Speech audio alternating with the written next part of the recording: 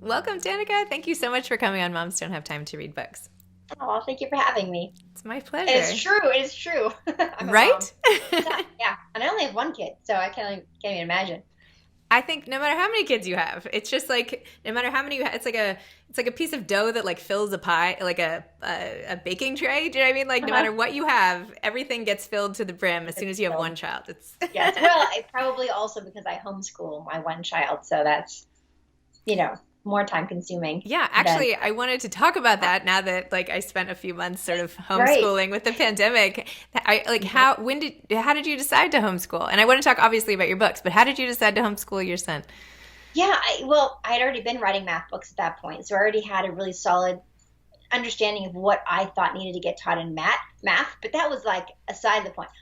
Yeah, I had him in preschool, and we had him in preschool, and it was just he was bored, and he just wasn't connecting. He was having fun with his extracurricular activities, but not that. And we're like, well, he's in preschool. I mean, we could do this. So I started doing homeschooling stuff with him, and loved it.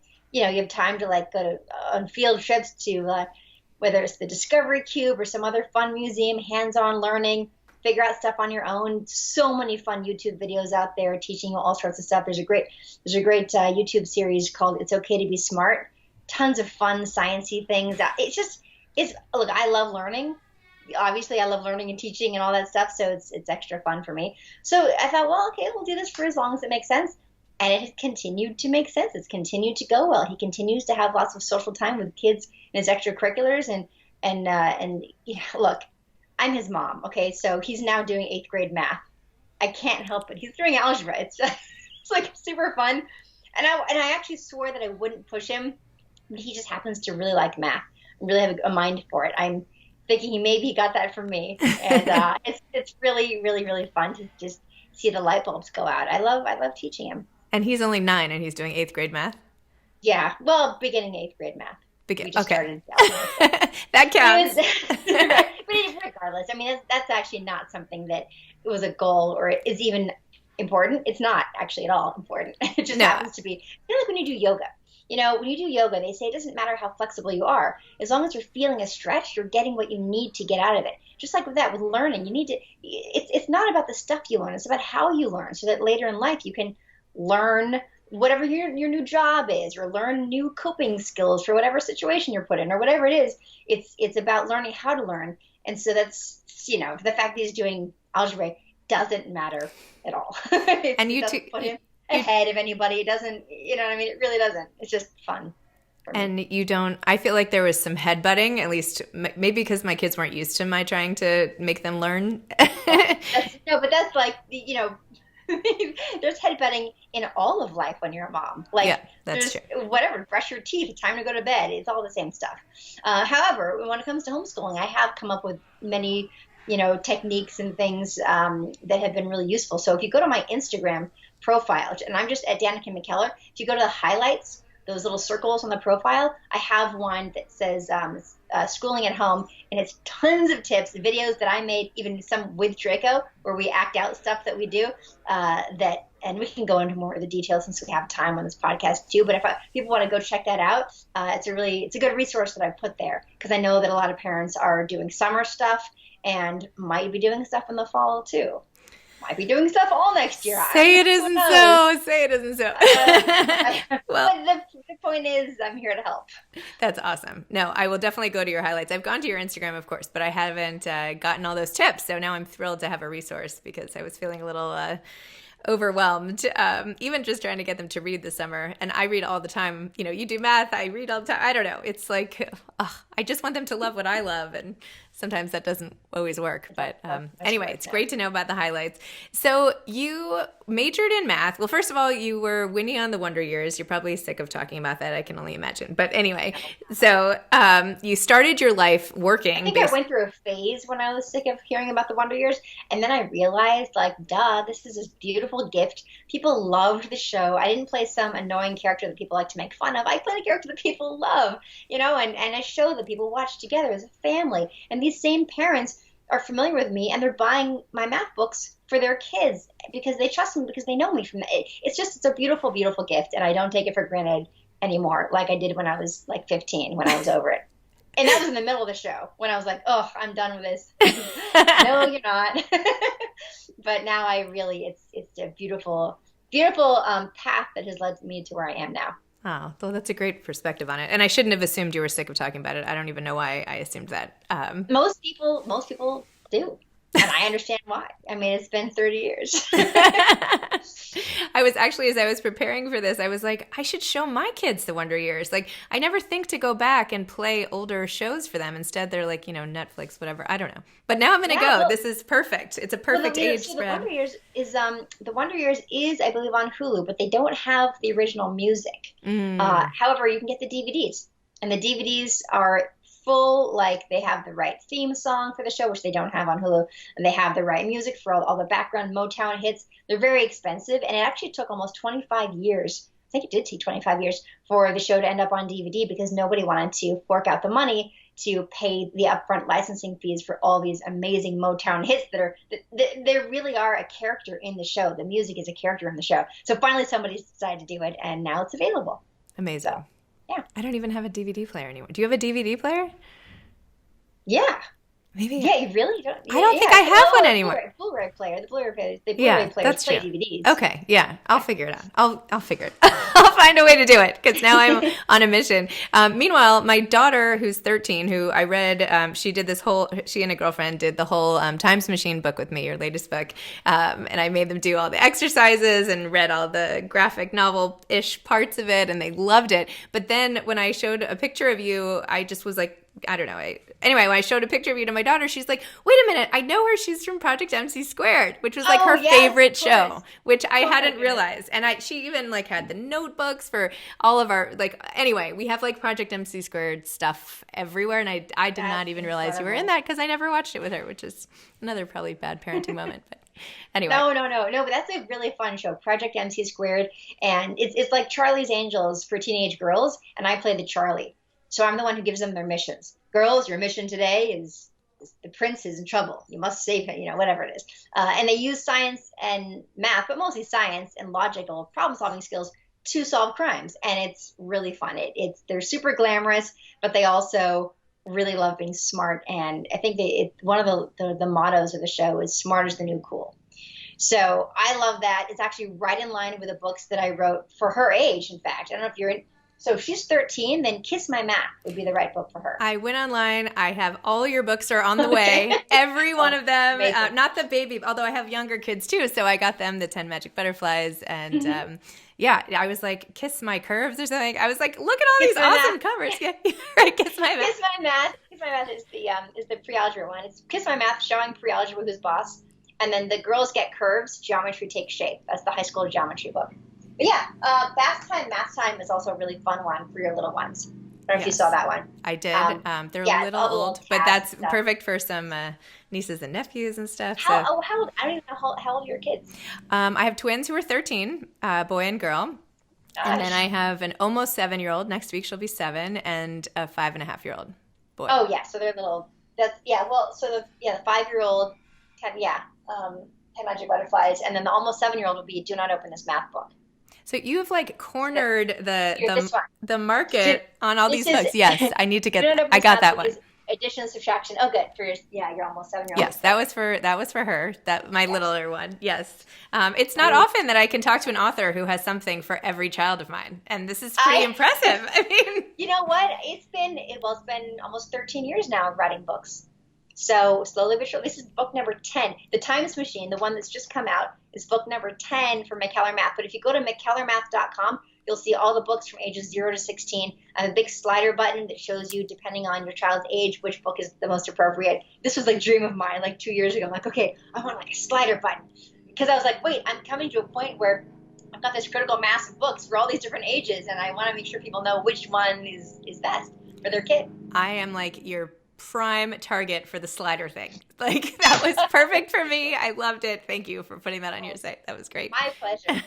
So why did you decide to write all these books? I know you majored in math and everything, but like, what made you want to teach other people? What made you want to do it in book form? What made you want to turn math into something cool, honestly? I mean, well, so back in the year 2000, which is 20 years ago now, I spoke I was asked to speak in front of a subcommittee of Congress about the importance of women in mathematics. And since we're on a podcast and I can tell you the whole story, they were actually trying to get me to, it was a commission that was formed to try to get more money for women in college. So like stipends and things and scholarships. And I did, and they sent me this 100-page report of all the numbers, all the documents and all the studies and the graphs and showing all the issues. And at this point, I'd graduated from UCLA, had a degree in mathematics. All these articles were coming out like, oh, Winnie is a math whiz. And people were coming up to me in the street and not just saying, hey, we loved you on the Wonder Years, but why did you study math? Like, why would you do that to yourself? And so many women would say, oh, I could never do math. Oh, I had this one teacher, this one test, and that I did fine. And then there's this one experience, and I never looked back, and it was just too bad. I couldn't do it from then on, and I saw all this failure and defeat. And then when I spoke in front of Congress and studied this report, it became crystal clear that middle school is the time when most young girls start to lose confidence in math. Not their grades, they're doing just fine, but they lose their confidence, and that's the beginning of the end. Because when you lose your confidence, you're telling yourself a story. We all tell ourselves stories, the story of our own life. We repeat it many, many times, and then we find evidence to fulfill that story, whatever it is, and that's how people get stuck. Well, this is one of those things where people get stuck, and whether it's because they are afraid of not being popular because they think that if they're smart, then they won't, they'll be intimidating to their friends, they'll lose their friends, or if they see all of the archetypes of the nerdy math student, oh, I don't want to be nerdy. And, when you're in middle school, that's the time when math gets more complicated, and also when your hormones are just rushing around and you're confused and you're trying to figure out who you are. So I was just studying all this stuff about it. I go to Congress and I give I have 4 minutes to give my speech. And my speech was, by college, it's too late.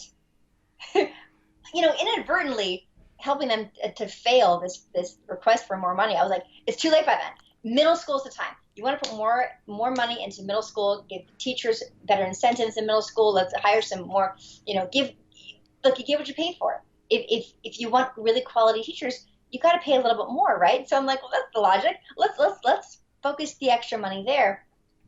So I got so into this and was so obsessed with understanding what happens at that age. And just a few years later, I had a publicist say, hey, you should write a book for girls in math. I'm like, oh, I don't know. But like it started percolating. And then an article came out about me in the New York Times on the front page of the science section of the New York Times. This was 2005. I'll never forget it. And it talked about, it said, because I'd written a math, I helped to co-author a theorem to prove a new theorem in college. And it said, Wonder Years, it was like, actress become a superstar in math between series. So at that point, I was on the West Wing again. So I was on the Wonder Years, then I wrote this theorem, and then I was on the West Wing. And so this article was like, in between series, Danica McKellar becomes a superstar in math. And after that came out, a couple different book agents reached out to my manager and said, hey, would she like to write a book? We think she's an author of some sort. And I remember back to what that publicist had said, and I was thinking, wait a minute, I know exactly who I'd write books for. It'd be middle school girls. And I just knew, I always loved learning about math, and I'd always come up with fun little ways of remembering things. So writing that first book, Math Doesn't Suck, I remember the feeling very distinctly. It was like I'd been waving my arms around and somebody picked me up and put me in the water, and I was already swimming. I knew what I needed to say. I knew how I wanted to say it, and the book just like flew. I just wrote it and I spent a lot of time with it, but it was just effortless. Hundreds of pages, super fun stuff, cute little characters, confidence boosting sidebars all throughout, quotes from girls about math. I loved writing that book. So and I thought that would be the book. I didn't know there were going to be more. And that book took off. This was 2007 when it came out. And I was person of the week on ABC World News with Charles Gibson. It was crazy. Newsweek, you name it. I was all over the place. The book sold crazy numbers, and especially for a math book. And they were like, we'd like you to do another one. I was like, what? Huh? Oh. And they're like, yeah, we want to come out next year. I'm like, what? They had given me 4 months only to write the next one. But I knew what to do, and I was excited about it. And so I wrote Kiss My Math. And that's actually, Kiss My Math might be my favorite book. That one and The Times Machine. These are my two favorites that I've written, I think, in terms of the content and how useful. I really know they are. Like I was really able to get to the nitty gritty of things and make it fun. I mean, Kiss My Math. I remember talking about integers. Integers are pleasant, a super boring name, right? So how about, let's not call them integers. Let's call them mintegers.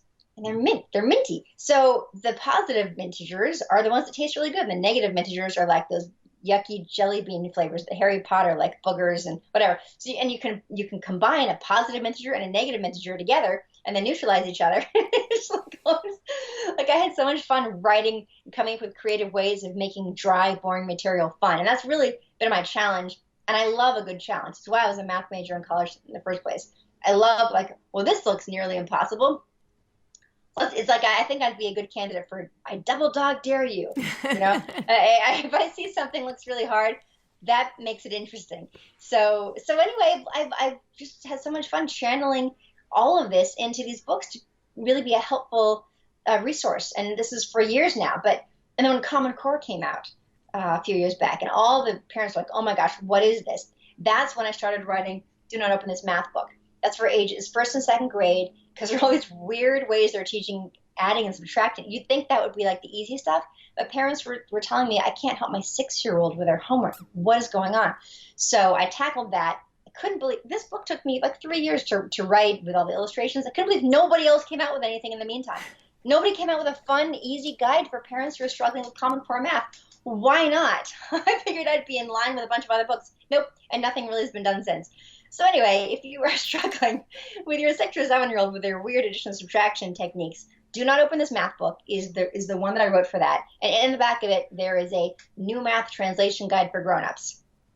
All the new terms, because there is no borrowing and carrying, but it's regrouping. And then the same thing with the Times Machine. So the Times Machine is really the follow-up to Do Not Open This Math Book. The Times Machine is for 3rd and 4th grade, and it's the same characters, the little Mr. Mouse and the little Danica character from Do Not Open This Math Book. It's got way more comics, though, in it. So because it's the Times Machine and we are time traveling after all, teaching multiplication and division with cartoons and comics, graphic novel stuff, like you said, I thought, well, we have to time travel. I mean, Totally.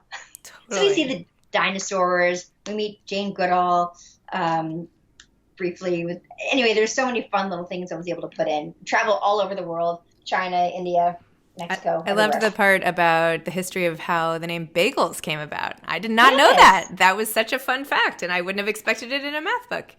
Well, you know what? I aim to please and surprise. Well, there you go. Check plus. Yeah. And so in the Times Machine, there's also the new math translation guide for grown-ups in the back. The same thing.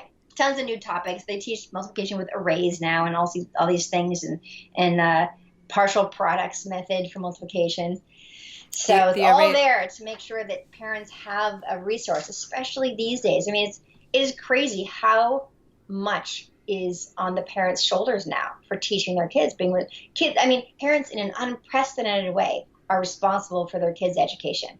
So I'm thrilled that my books are here as a resource, and in particular, the Times Machine, 3rd and 4th grade, fills out now the entire span of ages. So now I actually have books for every age between 0 and 16. And it couldn't have happened at a better time for parents. What you should really do is sell it as a box set. And then when somebody has a baby, you could be like, here is the box set. This is all you will need. Put it in the library for the rest of your life, and your kids will just learn as they go and then have it all ready. That's right. Yes. Good idea. Of course, with your outfit, you'll probably have 20 more books by the time their kids got older. So never mind. That's a bad idea. I don't know. I mean, I know I'm working on one right now. It's a picture book. For 2022, but in terms of curriculum, I'm done. In terms of from 0 to 16, it's covered. I filled in all the holes, so I'm feeling really good about that.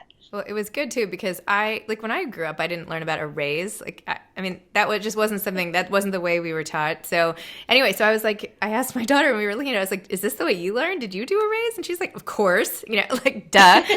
And I'm like, okay. So yeah, it's like a translation. So how to talk to your kids, because I feel like I was good at math, not like you, but I did fine. I took math in college. I was fine at math, but anytime I go to show my daughter, she's like, "That's not the way we do it. My teacher won't like that." So anyway, this is right. very Exactly. helpful. So and so there's the thank you. At the end, it's the new math translation guide for grown-ups. But all throughout the book, I'll show like, Yes. hey, this is how we used to do it, and here's all the side by side of division, that crazy division chart that they do now, the place value chart. Yes, exactly. So let's do one problem both ways, long division and with this crazy chart, so you can see that you're really doing the same thing. It just looks different, but it's actually the same. It's all the same stuff. I prefer how we did it, but it's none of my business. Me Whatever. me too. But you know what they do, what the new stuff does is it makes it more visual, and then the idea is you take that, and then the way we learned it is now a shortcut. So now that you understand what's going on, now let's do the shortcut, which is what we learned. That's kind of how I look at it and the way I treat it in the books, so that we do eventually, for each way, for multiplication with multi-digits and also long division, of course, I teach the way that we learned as well, and show how that is just an extension of what they're learning now. I think the greatest part is just you being a role model for how math is like a great, cool, fun thing. It used to not be that cool. And now, like, with people like you, and I don't know, that's just the greatest. That, my daughter often says, like, her favorite subject is math. And I'm like, really? Okay. So great. So it's great. Just so nice to have this whole, like, sort of renaissance of why math is cool and all the rest. I don't know. Math, yes, is very useful in life. With finances, we want to raise generations of kids who are not afraid of the APR on their credit card statement, who understand what the mortgage contract means and all the rest of it. If you have, kids who are afraid of math, they'll turn into adults who avoid numbers. And that's just not good, because who doesn't avoid numbers?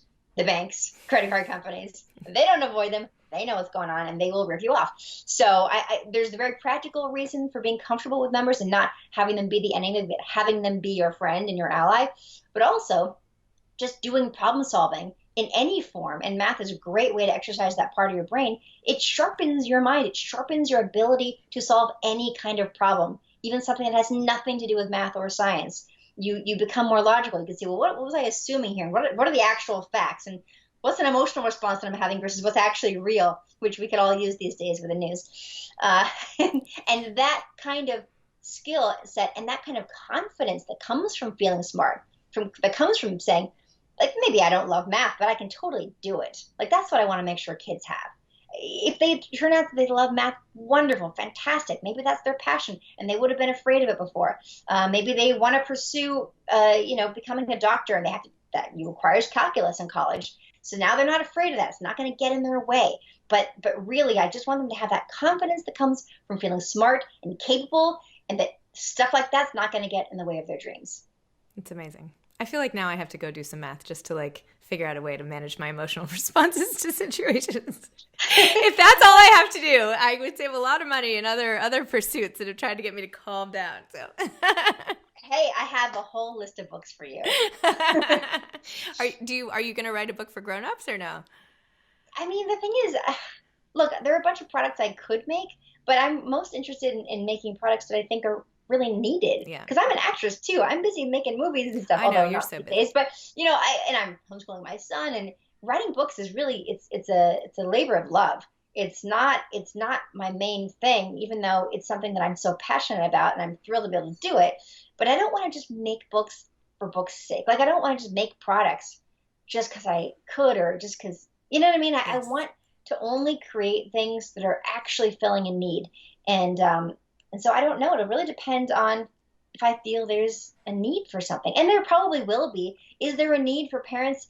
They say that, but I'm not sure they actually are going to crack open the book. I think they're going to look at the book they got for their kids and work through it together. And that's my instinct about it. Could I make some fun little stocking stuffer book for, like the joy of X, right? With math. Sure, I could do it. Yeah. There's kitschy things I could do, but I just don't know that I want to do that. You know what I mean? Yeah. I mean, the only finite resource we have is our time, right? You have to, like, pick and choose, and yeah. But also, I don't want to, like, dilute my brand. Oh yeah, she'll just do anything with math in it. No. The stuff that I do is for real helpful, for real inspirational, for real. So if something hits me like, oh my gosh, I know the thing I need to do for adults, then I do it. But for now, adults have enough to do. Like you said, moms don't have time to read. Yeah. I mean, come on. let's get the resources that are going to help save time for parents. Yes. Save time. That would be great. Easier for their kids. Yes. And then, yes. Do Let's all you say together, save time. Yeah, exactly. Save time, save time. Do you have any advice for aspiring authors?